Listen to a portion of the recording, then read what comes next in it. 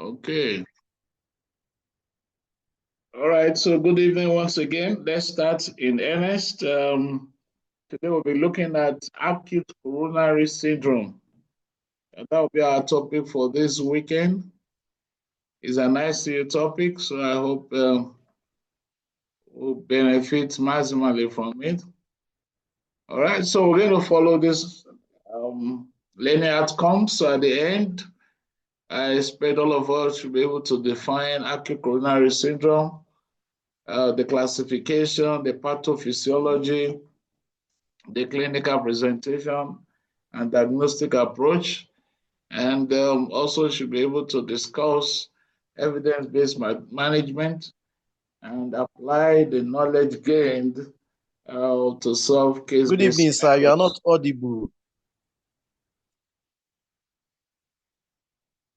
Am I not audible now? You are very audible, sir. We can hear you, sir. Somebody said I'm not audible just now. Maybe it's network. Okay. So we'll follow this outline, introduction.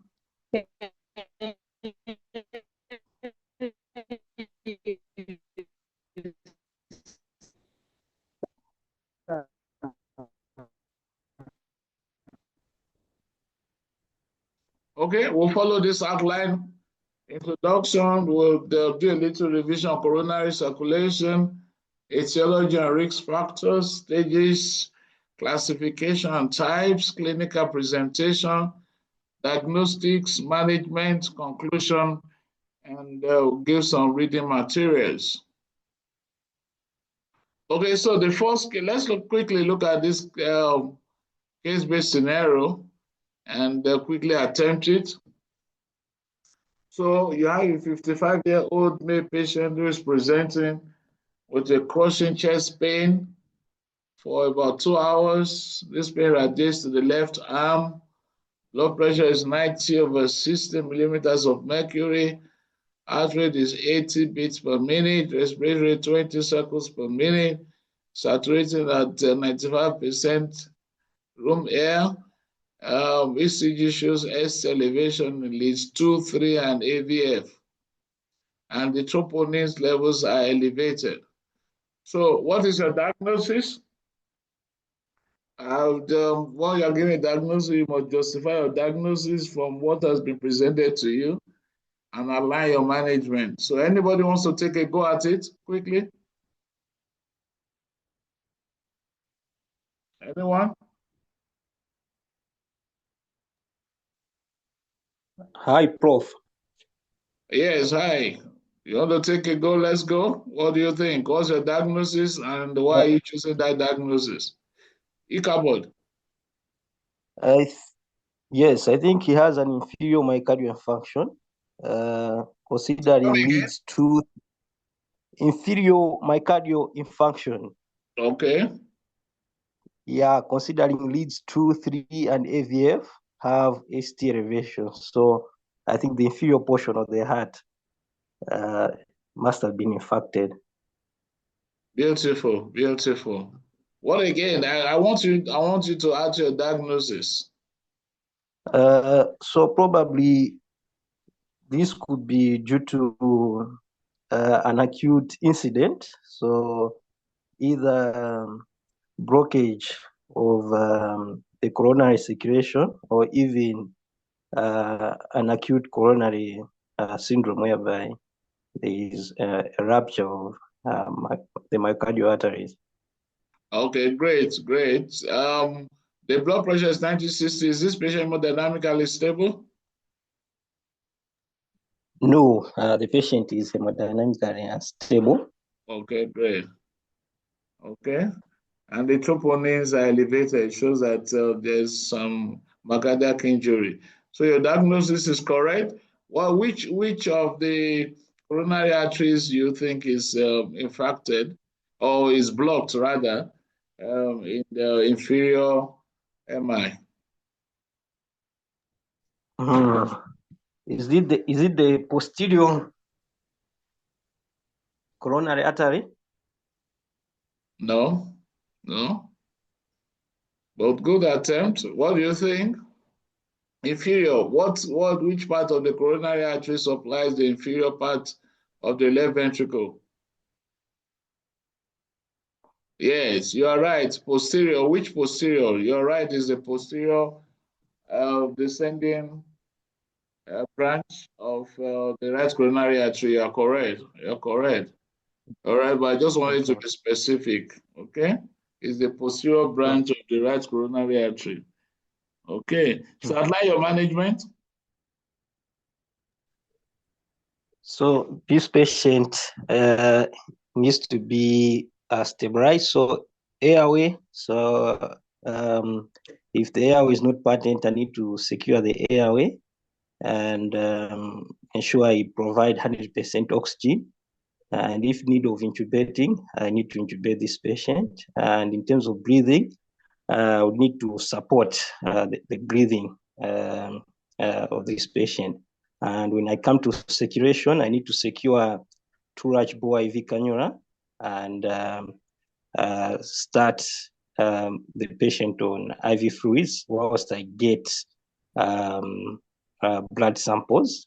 And if in case he needs inotropic support, I'll start him on inotropic support. However, considering that the problem is in the circulation part, so this patient needs an agent exploration. If at all the acute coronary syndrome is, if he has, say, an aortic What do you mean urgent exploration? What do you mean? Also, I was thinking if he has an aortic dissection, probably he may need exploration. But since it's a acute coronary syndrome, we're thinking that maybe it's a thrombi. Then some of the intervention which invasive would be you need to go to angiographic. Okay, you've done well, Ichabod. You've done well. Anybody can take it from there. This is an emergency, isn't it? So we have a elevation MI, inferior MI. So anybody can take it off from there and line the management. I think it's the initial resuscitation, then there's this thing that used to call Buna. I can't hear you, please. Your voice is not clear. Hello, who is there? Hello, sir. Yes, go ahead. Yeah, it is an emergency, so we have to start with the resuscitation, ensure presence of the airway and all that. Therefore, that let's just go straight to what I. We want to give analgesic oxygen therapy. Patient is saturating. We want to give nitroglycerin initially, then aspirin. There's no. I want to take calcium channel. But another thing, I want to do a joint perfusion strategy for the patient. You want to do what? There's so much. Your network is not good. I can barely hear you. There's a lot of sound. Who is Aye? Hosting Aye, please. Can you mute your mic? Hosting Aye. Yeah. Yes. Okay. We have approached this patient wrongly. All right. We have approached this patient wrongly. Who can tell me? There are two things I want to hear. The approach to this management of this patient is wrong. Any other person?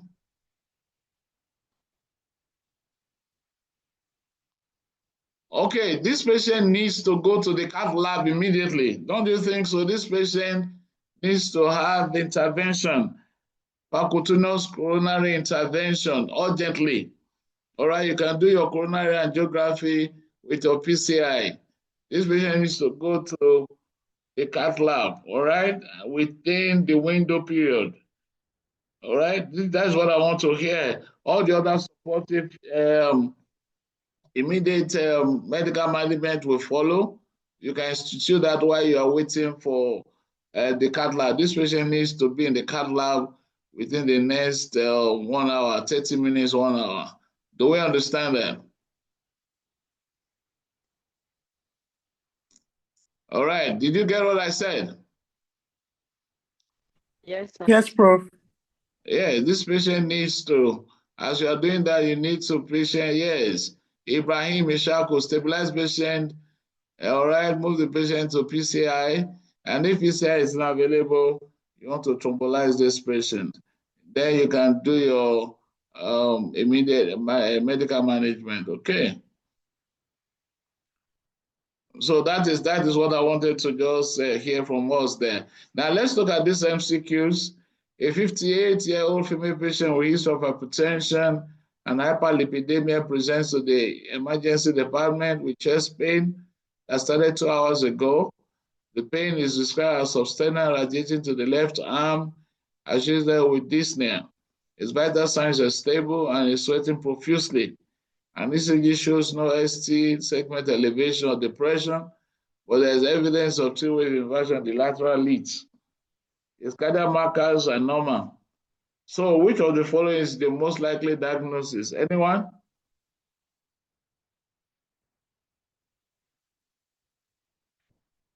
Anybody? Quick. We're running late.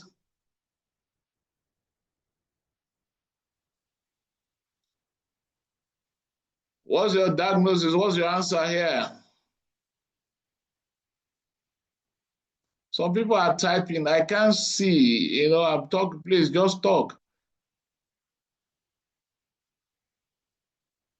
Nobody. Okay, we'll pass. If nobody is answering that, let's go to the next question. Someone sent B as the answer. Sorry? Someone sent B as the answer. B is wrong. B is not the answer. Okay. Why the B is not the answer is because the biomarkers are normal. Okay. So the biomarkers are normal, so the answer should be unstable angina. Okay. Okay. Do we understand that? Because the biomarkers are normal in STEMI and STEMI, the biomarkers will be elevated. Okay.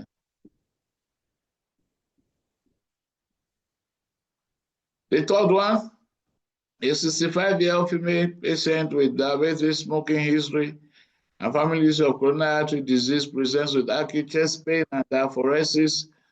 The pain began suddenly 30 minutes ago and is not relieved by rest.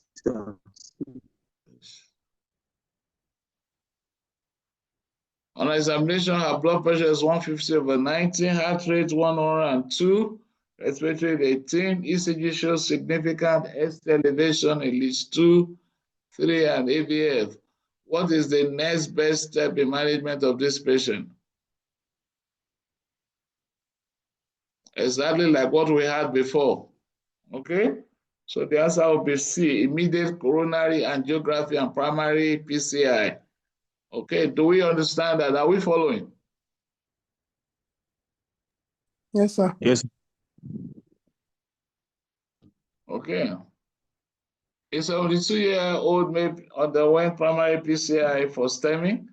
Post-procedure is stable and ECG shows normal sinus reading without ST segment elevation. His initial troponin I levels were elevated but started to decline after PCI. It's now started on aspirin, clopidogrel, and statin. So which of the following is most appropriate for this patient's discharge plan? What will you do? What will be your discharge plan for this patient? Anybody? B. B, correct. Who is that? What's your name? Yanko, Yanko. From where? Malawi. Malawi. So, Yanko, you are right. So you want to institute initial. What are the two antiplatelet regimen you want to institute?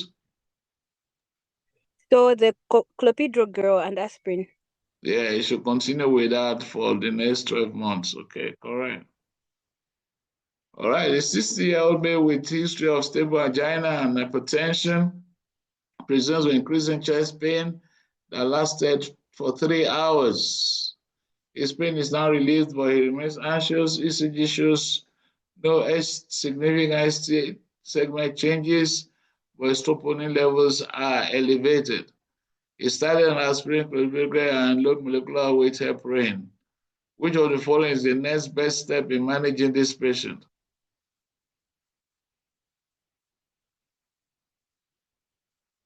What will you do? Anybody?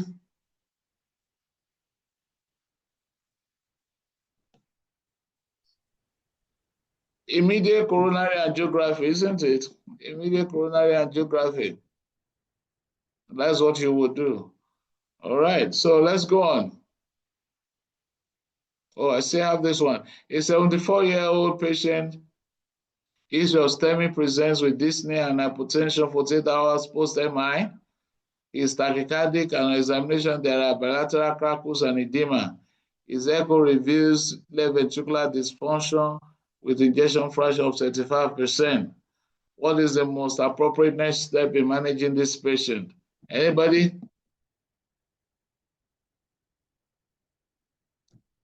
Everybody's quiet. What's going on?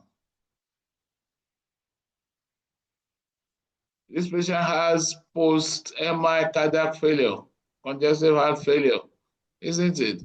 Is dyspneic, is hypotensive, is tachycardic, bilateral crackles, and edema. These are all pointing to, and it has a left ventricular dysfunction, ejection fraction of 35. This is post-MI congestive heart failure. So what will you do? B. B, you want to start inotropic agent and diuretics, correct? Yeah. All right, the answers are here. So let's go. Acute coronary syndrome refers to a spectrum of conditions caused by acute myocardial ischemia resulting from plaque rupture, thrombus formation, and coronary artery occlusion. These are the three important events: rupture of a plaque, leading to thrombus formation, and can lead to varying degree of coronary artery occlusion. So ACS is an acute manifestation of chronic coronary artery disease, all right? And it can manifest in three different ways. We have the ST segment elevation MI, we have the non-ST segment elevation MI, and we have unstable angina. Those are the three groups that make up the definition of ACS, acute coronary syndrome. So let's just remind ourselves, let's just go to the heart.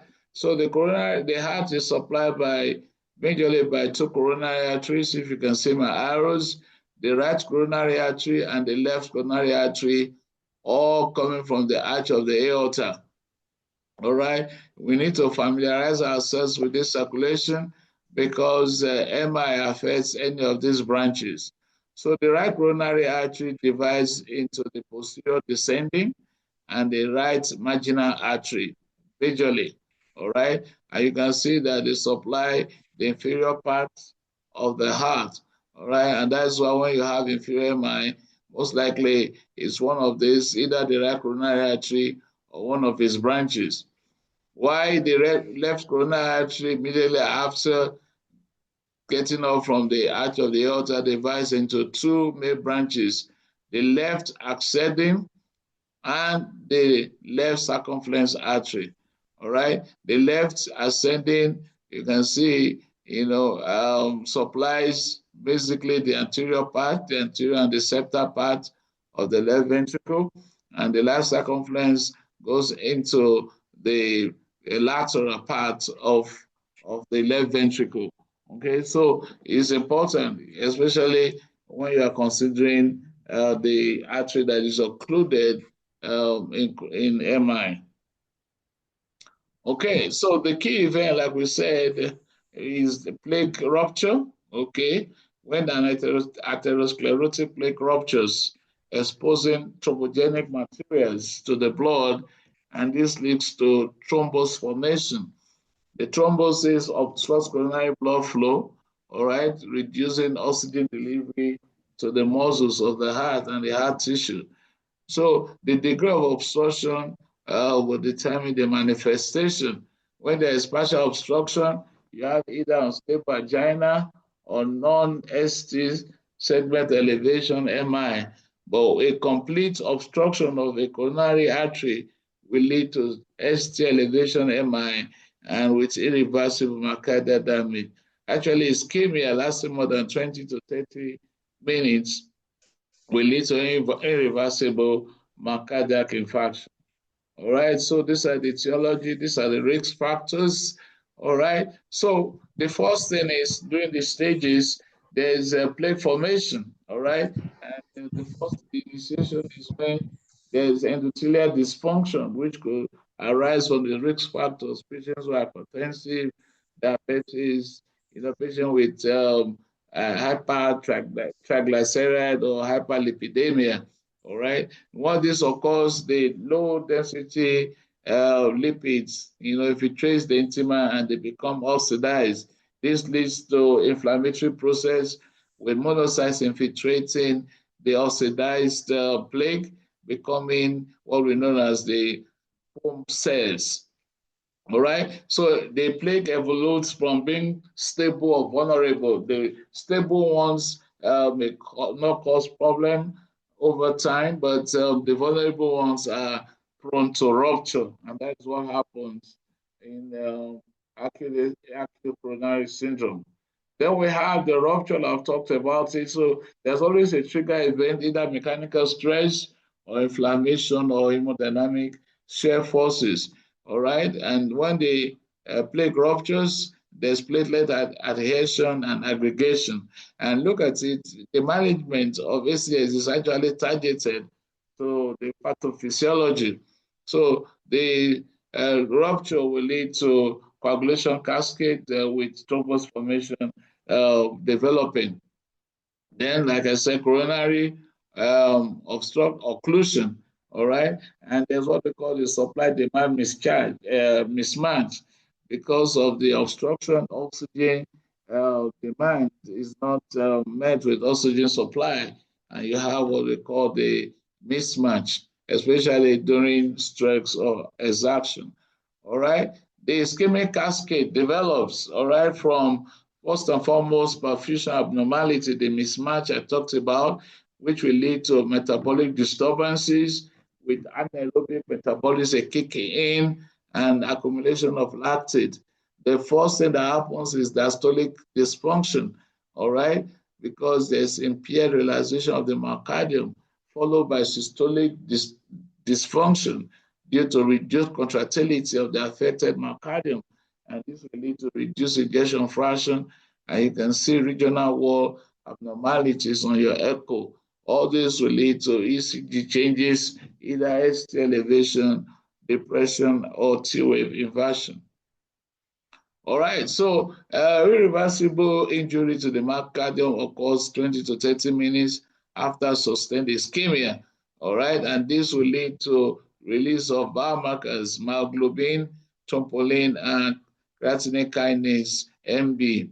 All right, there will be inflammatory responses with risk of arrhythmias arising from electrical instability. So there's ventricular remodeling, all right, and which actually starts initially with thinning and dilatation of the infarcted area of the left ventricle. Now, the late phase, there will be a hypertrophy and fibrosis, all right, because the non-infarcted myocardium wants to, is, trying to contract to overcome the obstruction. And all of this will lead to heart failure, aneurysm formation, and arrhythmias, which can be fatal. So in terms of classification, we've mentioned this before. There are three of them: the ST elevation myocardial infarction, which results from complete occlusion of the affected coronary artery. And this can be seen on ECG as ST segment elevation. All right. Obviously, because of myocardial injury, the troponin I and T will be elevated. The non-ST segment elevation, MI, usually results from partial occlusion. All right. no ST elevation, but because there's cardiac injury, you have positive cardiac biomarkers. The unstable angina, there's partial occlusion, but no myocardial necrosis, so your cardiac biomarkers will be normal. There's no ST elevation, and troponins are negative, but they have the classical signs of chest pain and diaphoresis. Okay, so this is just, there are different systems to grade angina. I'm sure you know about them. The New York Heart Association and the Canadian Cardiovascular Society. All right, we'll just leave that. So let's go on. The unstable angina is a form of acute coronary syndrome which is characterized by new worsening or angina at rest without myocardial necrosis. So what are the features? The patient has chest pain at rest or with minimal exertion. So that would be like a Canadian Cardiovascular Society classification, maybe 3 or 4. Another thing is the crescendo angina. Actually, unstable angina has been referred to as crescendo angina because the chest pain increases in frequency and severity and increases in duration.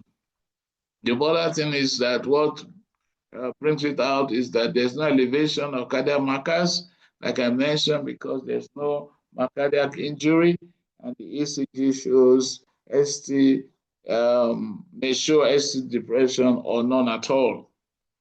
Okay, so the non-ST elevation is myocardial, there's myocardial necrosis, okay, but there's no ST elevation ECG. The chest pain is often similar, but the myocardial biomarkers are elevated and all that. So we just go on. For the STEMI, all right, it's characterized by persistent ST segment elevation, ECG, elevated troponins, which indicate transmural myocardial infarction, often due to complete coronary occlusion. So the patient presents with severe crushing chest pain lasting for more than 20 minutes, not relieved by rest. There's persistent ST segment elevation on ECG. You'll see it at least in more than 2 contiguous leads. There's elevated cardiac biomarkers, and there's complete coronary artery occlusion. So there are different types of MI based on cause and circumstances. And the type 1 is the spontaneous MI, which is due to a primary coronary event. Okay, then we have the type 2, which is secondary. All right, it's a secondary type and is due to a mismatch between oxygen supply and demand. Then type 3 is what we find usually on autopsy. This is related to sudden unexpected cardiac death. All right, ECG shows ST elevation, but the patient died before biomarkers can be measured. So this is usually a post-mortem diagnosis. Then we have the treatment-associated types of MI.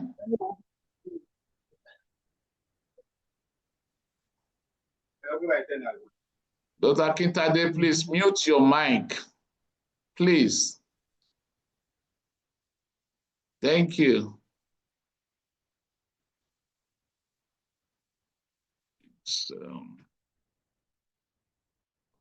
Okay, so we have the type 4A, which is associated with percutaneous coronary intervention. All right, this is actually, after PCI. And we have the type 4B, which is associated with documented stent thrombosis. All right, type 5 is associated with coronary artery bypass graft surgery. All right, so these are types of MI that is based on cause and circumstances. In terms of infarct location, just suffice to know that myocardial infarction affects primarily the left ventricle, but this can extend to the right ventricle or even the atria, depending on the level of occlusion. Commonly occluded coronary arteries, you must learn, is the left what's it called? Left artery, all right? The left anterior descending artery, which is a branch of the left coronary artery. The right coronary artery, which can be due to either obstruction of the posterior descending artery, excuse me, or the right marginal artery, or we can have this left circumference artery. Okay, so when you have anterior wall infarct, okay, which you can get on your ECG, maybe from lead, the anterior chest leads, maybe lead 3, 4, all right. Then the right coronary occlusion, which will lead to inferior infarct, which could be due to the posterior descending artery or the right marginal artery. Most of the time, left circumference artery occlusion will give you a lateral wall infarct. Okay, and this is just explaining what I've just said. So when you get the slide, you can just go through them again, okay, because of our time. Then we have how to determine the infarct extent, the end state of the infarct. So the infarction may be transmural or not transmural. So when we say transmural infarct, we're talking about infarction that involves the whole thickness of the myocardium from the epicardium to the endocardium. And this is usually characterized by abnormal Q waves on your ECG. Non-transmural, all right, which include the subendocardial infarct. They do not extend through the ventricular wall, and you can only see ST segment or T wave abnormalities. But transmural infarct, we usually see an abnormal Q waves on ECG. Okay, so there is a kind of MI that has been seen in about 5 to 6% of patients on coronary angiography. All right, it's called MINOCA, which means myocardial infarction with non-obstructive coronary arteries. All right, it's a syndrome where a patient presents with evidence of acute MI, but without any obstructive coronary artery disease on angiography. That is, the obstruction is less than 50%. So patients with MINOCA tend to be younger, they tend to be affect more female, and they do not have history of dyslipidemia. So common causes of MINOCA include coronary vasospasm, coronary microvascular dysfunction, myocarditis, and the Takotsubo cardiomyopathy, all right, which sometimes occurs in pregnant patients. All right, this patient may present with signs and symptoms of MI without any obstructive disease in the coronary arteries. So how do you make a diagnosis? All right, so there's clinical evidence of MI, okay, from the symptoms, and because there's myocardial injury, the troponin, the cardiac markers may rise or fall depending on the degree of injury. All right, less than 50% stenosis of the affected artery on coronary angiography, and there are no other cause for the presentation. You've ruled out sepsis, you've ruled out pulmonary embolism.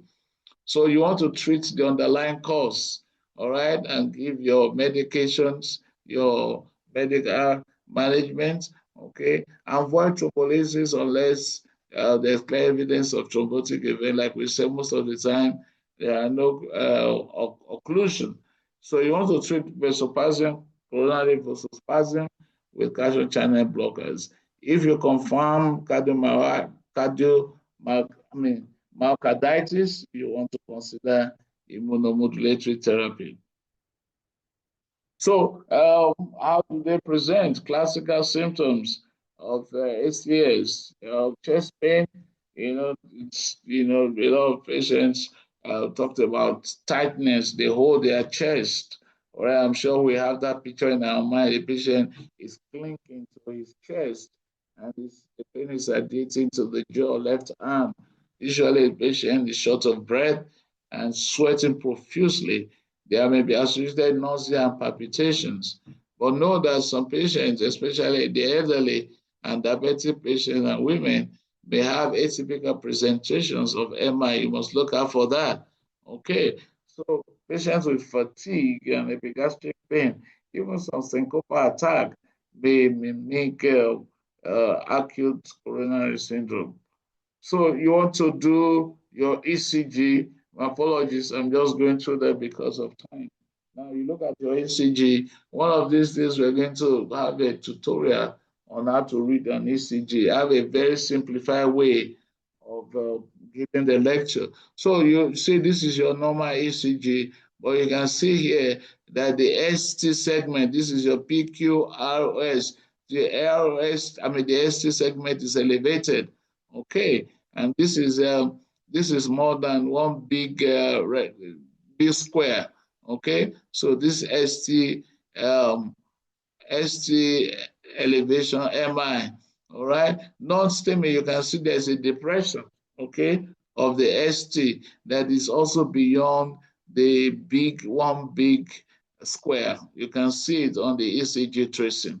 Okay, when you see this, one of the things you need to do, a patient with chest pain presented AR, you want to obtain a 12-lead ECG and quickly look at the congruous leads that may give you an idea whether the patient have an ST elevation or not. And this is crucial because this will determine your next line of action. This patient with ST segment elevation in more than 2 contiguous leads must be taken to the cath lab immediately. And the coronary angiography can be done alongside with the revascularization, which is your PCI. Then we have your cardiac markers, all right, the troponin I and troponin T, which are the gold standard for diagnosis, okay? They are highly specific and sensitive for cardiac muscle injury.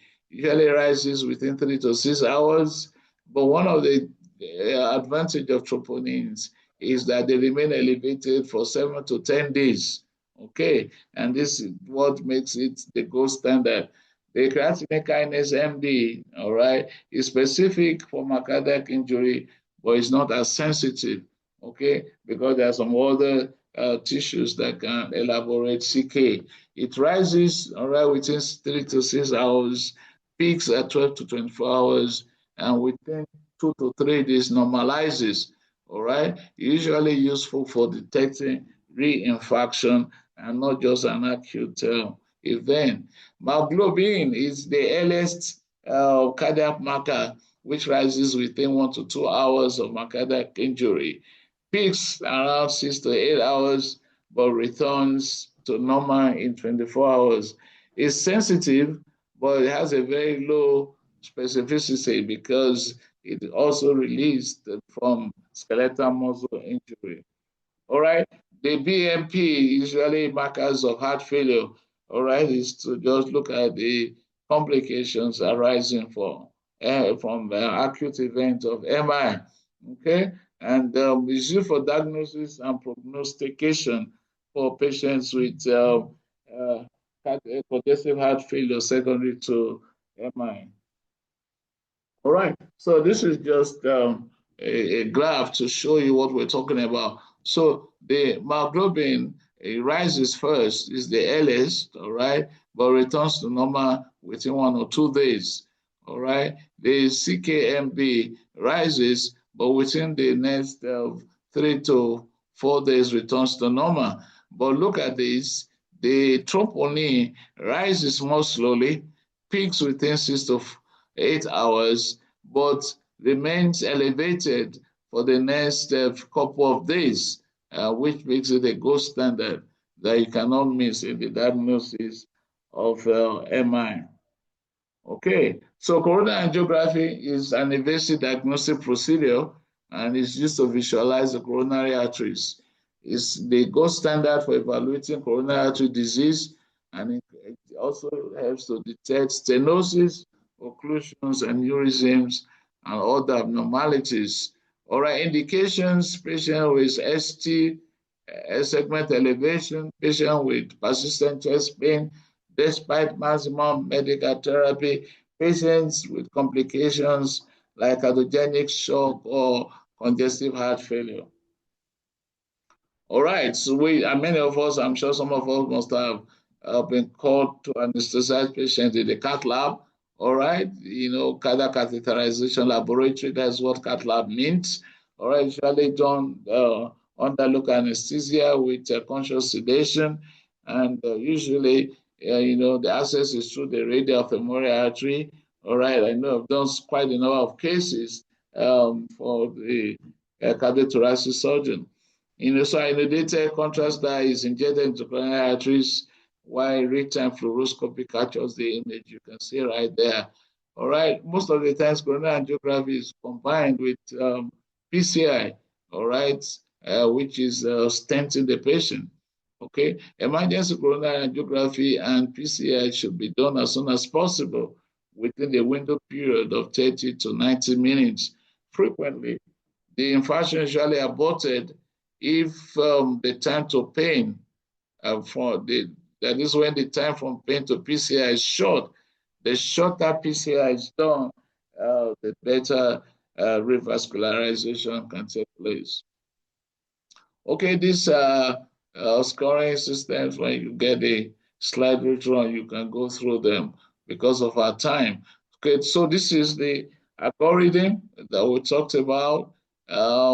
Okay, let me quickly go through that. So once you make your diagnosis, if it's a non-ST segment elevation MI, you want to find out, is it complicated? If it's uncomplicated, you want to make sure you do coronary angiography within 24 to 48 hours, all right? And if the coronary anatomy is amenable for invasive revascularization like PCI, you go ahead and give it. But if not, you want to plan this patient for a surgical revascularization, which is your coronary artery bypass graft.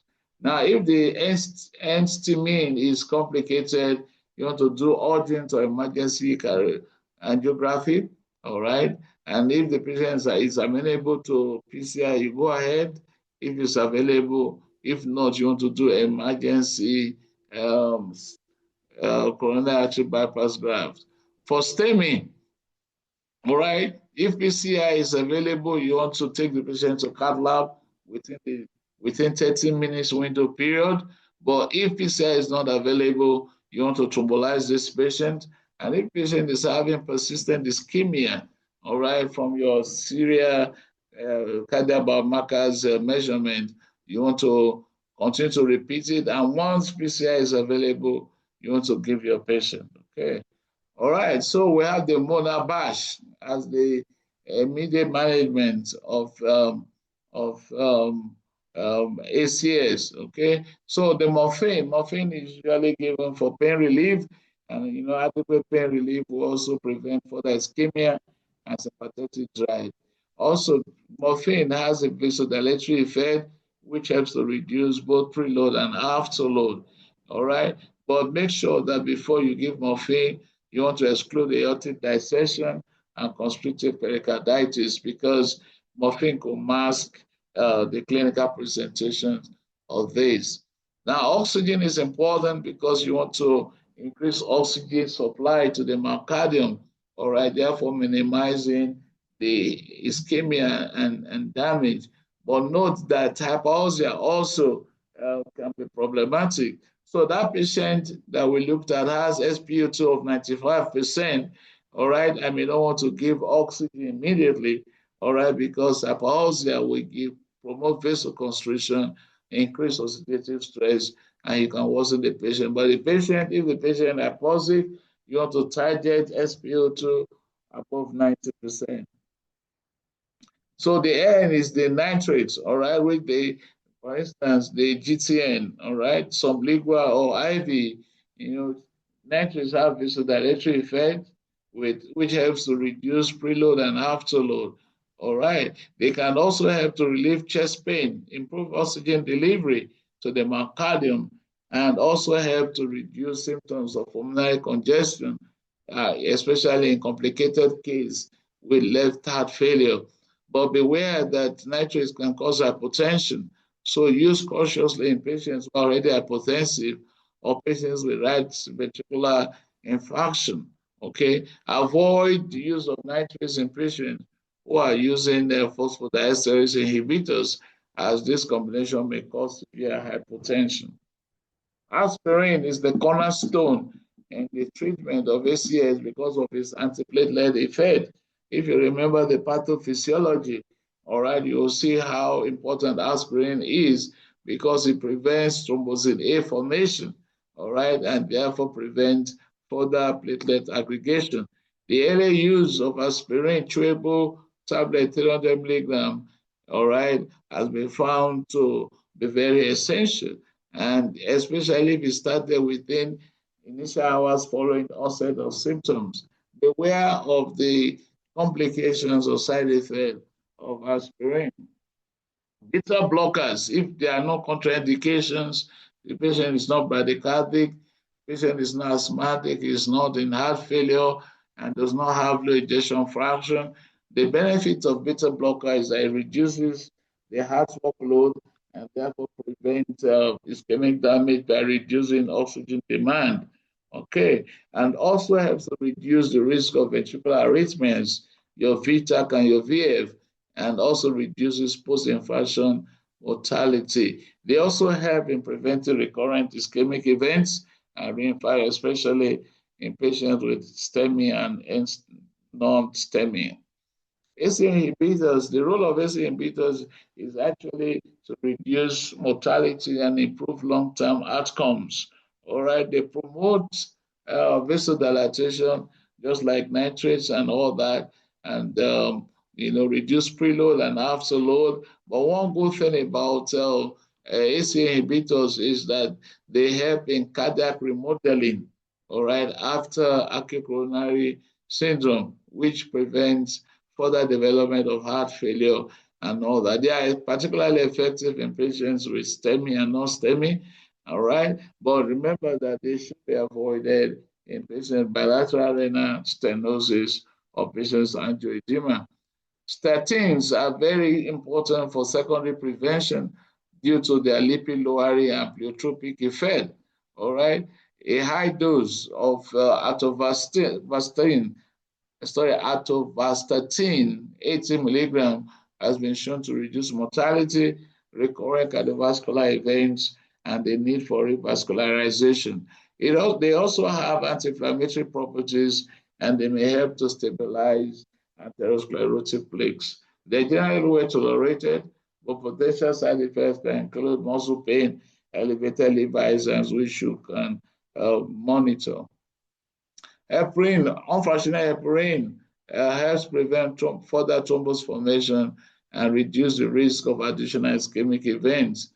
All right, but know that you need to continually monitor the APTT levels. All right, and patients, who are at the risk of bleeding, patients with contraindications should not be given unfractionated heparin. So the goal of management is to restore coronary blood flow as soon as possible, reduce myocardial oxygen demand, your beta blocker, and all that, and prevent complications. Okay, so the management differs slightly depending on the type of ACS that you have. Okay, so for patients with STEMI, you want to do primary PCI within 90 minutes of presentation.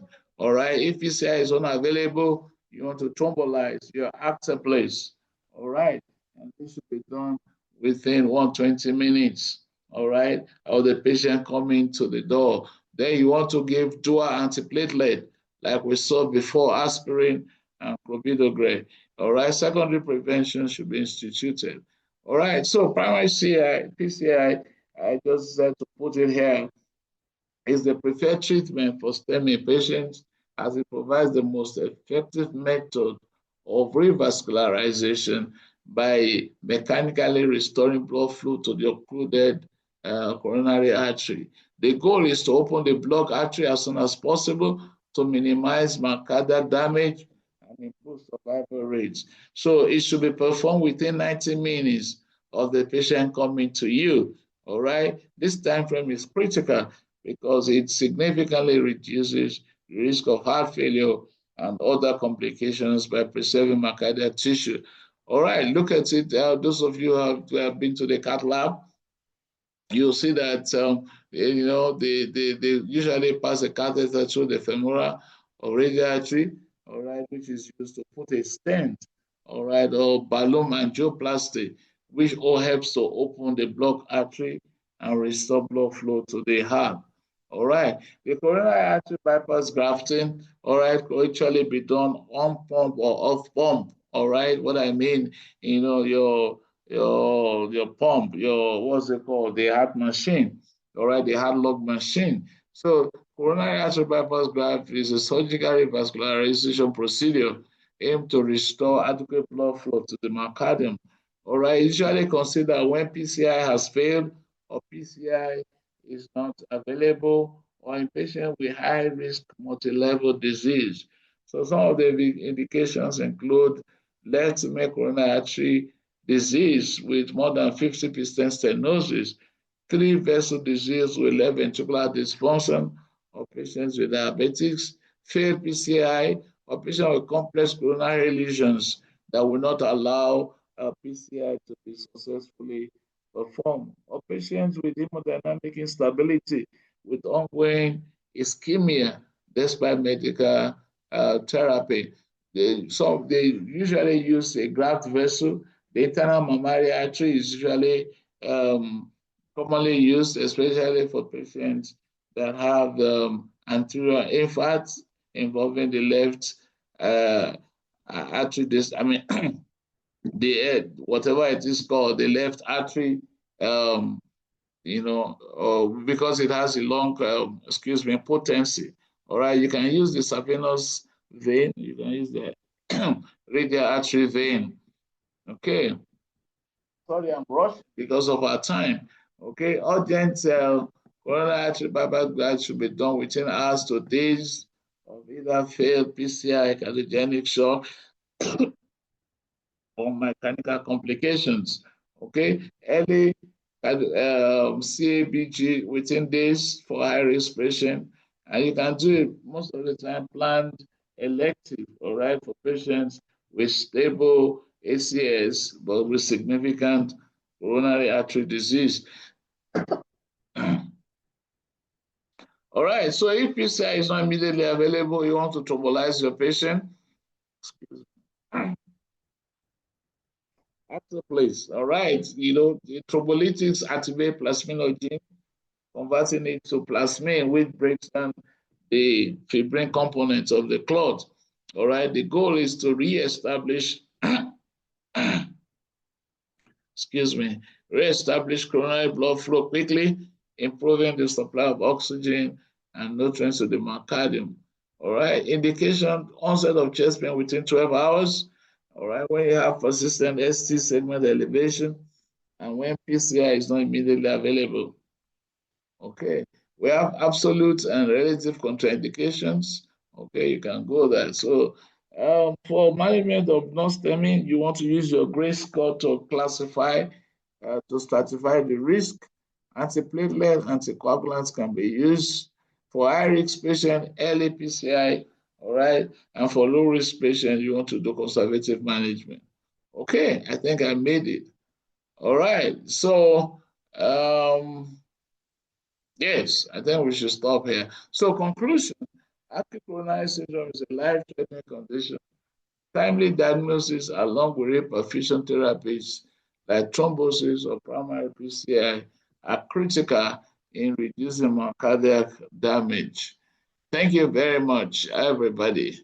Any questions, any contributions? We overshot our time a little. We started late also. So any questions?